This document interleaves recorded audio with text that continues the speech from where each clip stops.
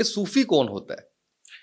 اعوذ باللہ من الشیطان الرجیم، بسم اللہ الرحمن الرحیم۔ سب سے پہلے تو اس پلیٹ فارم کا شکریہ، سب سے پہلے تو آپ کا شکریہ، سب سے پہلے تو یہ جو صاحب پیچھے کھڑے ہیں کیمرے کے آگے، ان کا شکریہ، کیونکہ ان کے بغیر بھی ہماری، کیونکہ یہ ہم باتوں میں سے بات جو نکلے گی تو یہ کسی ایسے بچے کے لیے ہے یا ایسی کسی میری بہن کے لیے ہے جس کو اس پروگرام کی ضرورت تھی، جس کے لیے میرے اللہ تعالیٰ نے یہ تمام ماحول بنایا، یہ میرے اللہ نے۔ پھر آپ نے ایک بات تو اور کی صوفی کے سوال سے پہلے، اسامہ بھائی، دنیا میں ہمارے جو اعمال ہیں یا جو ہمارا کریکٹر ہے یا جو ہمارے شیڈی ایریا ہے یا جو ہمارے شارٹ کمنگز ہے، کوئی ہم سے محبت نہیں کر سکتا، نہ آپ کا بھائی، نہ آپ کی بہن، نہ آپ کی بیوی، نہ آپ کے بچے، نہ آپ کے دوست۔ میرے اللہ تعالیٰ کو پتا ہے کہ ہمیں محبت چاہیے، تو یہ جتنے لوگ بھی کرتے ہیں نا، انڈائریکٹلی یہ اللہ آپ سے کر رہا ہوتا ہے۔ کوئی بھی بڑا یا چھوٹا، سٹار یا سی او، یہ سب میرے اللہ تعالیٰ ان کے دل میں ڈالتا ہے، اور وہ تب تک ڈالتا رہے گا جب تک آپ ایمانداری سے، آنیسٹی سے، اچھی نیت کے ساتھ، انسانیت کے ساتھ جڑے رہیں گے۔ نہیں تو میں نے بڑے لوگ دیکھے ہیں، بڑے وہ صاحب حیثیت بھی ہیں، صاحب بااختیار بھی ہیں، مگر لوگ ان سے محبت نہیں کرتے، تو یہ صرف اس کا شکر، اس کی مہربانی۔ پھر آپ نے ایک لفظ کہا کہ صوفی کون ہوتا ہے؟ صوفی، ہر وہ بندہ صوفی ہے جس کے لیے ہر انسان اتنا ہی امپورٹنٹ ہے جتنا اس کا بچہ ہے، جس کے لیے ہر خاتون اتنی امپورٹنٹ ہے جتنی اس کی بیٹی، اس کی بہن، اس کی ماں ہے۔ اور صوفی اصل میں وہ ہوگا جو آپ کو، ایک دن میں نے بابا جی سے ایک سوال پوچھا، میں نے کہا بابا جی، اچھا صوفی بننے کے لیے کیا کروں میں؟ ہم تو کوشش کر رہے ہیں، ابھی تو راستہ بھی نہیں آیا، ابھی تو بہت اللہ تعالیٰ مہربانی ہے کہ استاد اچھے ملے ہیں، تو انہوں نے نالائق بچے کو ذرا سمجھا دیا۔ میں نے ان سے پوچھا کہ بابا جی، اچھا صوفی کیسے بنتے ہیں؟ تو انہوں نے فرمایا کہ جو ہوا کی طرح دستیاب ہو، واہ، جو سب کو۔ سب کو، جس کا کوئی دربار نہ ہو، جس کے لیے کسی کی محنت نہ کرنی پڑے، جس کے لیے آپ کو اس کے کوریڈور میں جا کے کسی سیکٹری سے یا ٹائم نہ لینا پڑے، رات کو اگر آپ کو 2 بجے بھی اس کی ضرورت ہو تو آپ کو میسر ہو وہ اچھا صوفی۔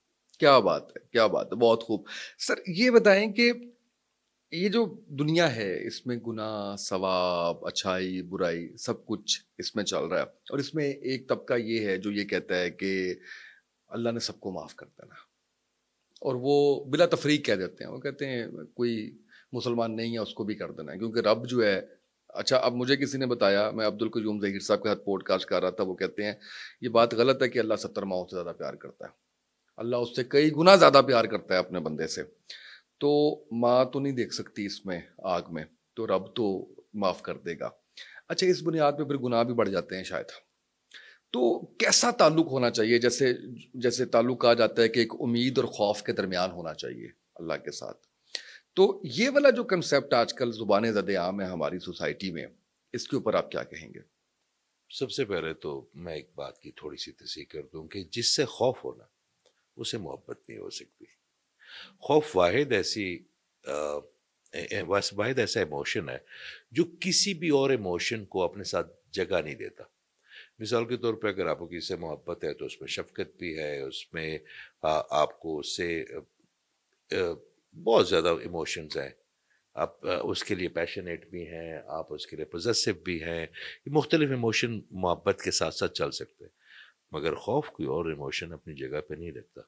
اگر آپ کو اس وقت پتا چلا ہے کہ کسی نے آپ کی جان لینے کے لیے باہر ایک بھیڑ آئی ہے، آپ نے کوئی بات ایسی کسی پوڈ کاسٹ میں کر لی اور وہ آ رہے ہیں آپ کو، تو اس وقت آپ کی جتنا مہذب پن ہے، جتنا یہ سوال ہے، صوفی ہے، محبت ہے، اللہ ہے، سب گئے۔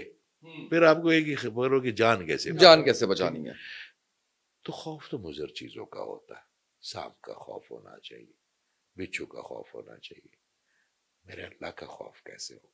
میرے اللہ تعالیٰ سے تو ہم محبت ہی کر سکتے ہیں، کیونکہ اس نے تو آپ کو یہ پوری کائنات بنائی ہی محبت کے لیے۔ اور جہاں پہ آپ نے ایک بات بتائی کہ کون بخشا جائے گا اور کون، ہمارا کام یہ ہے، میں اپنی بات کرتا ہوں کہ جو بخشنے کا اور پکڑنے کا جو کام ہم نے پکڑا ہوا نا، کم از کم یہ تو اب ہم اپنی ایمانداری سے اپنے اللہ کو دے دیں، یہ تو اس کو دے دیں کہ کس کو وہ پکڑتا ہے، کس کو بخشتا ہے، یہ تو اس کا معاملہ ہے۔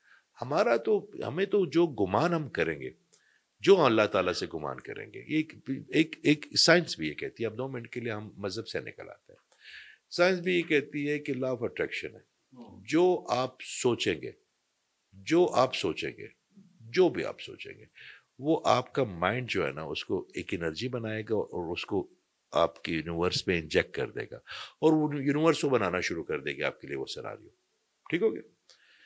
تو میں تو ایک گمان یہ رکھوں گا کہ میری ماں تو 70 ماؤں سے، کیا 70,000 ماؤں سے بھی زیادہ پیار کرتا ہے. ایک ماں سے میں ایکسپیکٹ نہیں کرتا کہ مجھے آگ میں پھینکے گی. ایک ماں مجھے میرے والد صاحب کی جب ڈیتھ ہوئی تو آئی واز ویری ینگ. میں نے ایک بیوہ عورت دیکھی، اور میں نے ایک بیوہ عورت کی تمام توجہ اپنی اولاد کے لیے دیکھی جوانی میں. تو وہ میں اس ماں میں جس میں کینہ بھی تھا، جس میں غصہ بھی تھا، جس میں شاید لالچ بھی ہو، جس پہ بیماری بھی ہو، جس کو موت کا بھی ڈر ہو، جس وہ آپ کو نہ کوئی برا تو میرا اللہ تعالیٰ تو تمام چیزوں سے پاک ہے. مگر ہم نے جو اس کے ساتھ دیکھے، میرے اللہ تعالیٰ کے 99 نام ہے، اور 99 نام 99 ایٹریبیوٹس ہیں، یعنی 99 پروفائل ہے.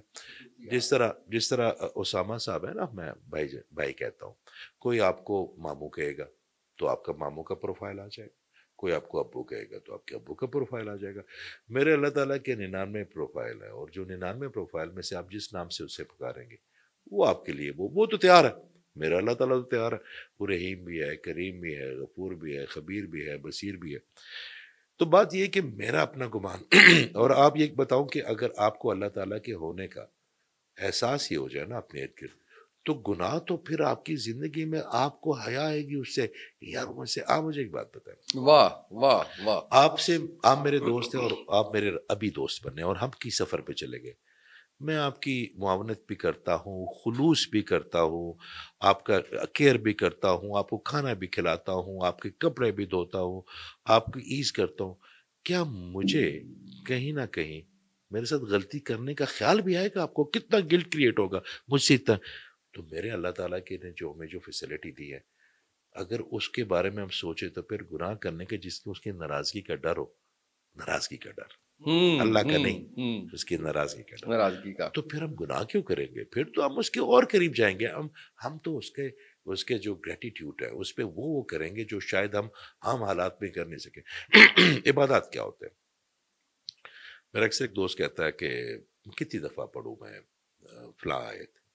میں کہتا ہوں ایک منٹ رک جاؤ. میں کہ جب آپ 1.25 دفعہ پڑھتے ہو کہ لا الہ الا انت سبحانک انی کنت من الظالمین، تو اس کا مطلب یہ ہے، اچھا آپ جب تک فلیور نہیں لے لیتے نا اس چیزوں کا، تو یہ آپ کے لیے فرانچ ہے. میں اکثر اپنے بیٹوں کو بھی کہتا ہوں کہ یار جو قرآن تم نے پڑھ لیا، میرے بیٹے نے حفظ کیا، تو میں نے کہا تم نے حفظ کر لیا، مبارک ہو، مجھے بڑا اچھا لگا، مگر اب اس کا ترجمہ بھی کرنا شروع کر دو. کہتے کیوں؟ میں نے کہا تمہیں فلیور ہی نہیں آئے گا. 10 نہیں کیا تمہیں ملیں، یا جو ایک بات پر لکھی ہوئی کہ 10 نہیں کیا، تاکہ آپ ترجمے سے دور رہے. جب تک آپ اس بات کا فلیور نہیں لیں گے نا، آپ اس فیلنگز میں نہیں آئیں گے. لا الہ الا انت سبحانک کا کیا ہے؟ لا الہ الا انت سبحانک، یا اللہ کہ تو غلطیوں سے پاک ہے. میں تو انسان ہوں، غلطیاں تو کروں گا، اپنے آپ کو جان مصیبت میں ڈالوں گا، تو معاف کرنے والا سب آپ سے میں سے ہو گیا. تو میرے اللہ تعالیٰ کے ساتھ ہر بندے کا تعلق جو ہے نا وہ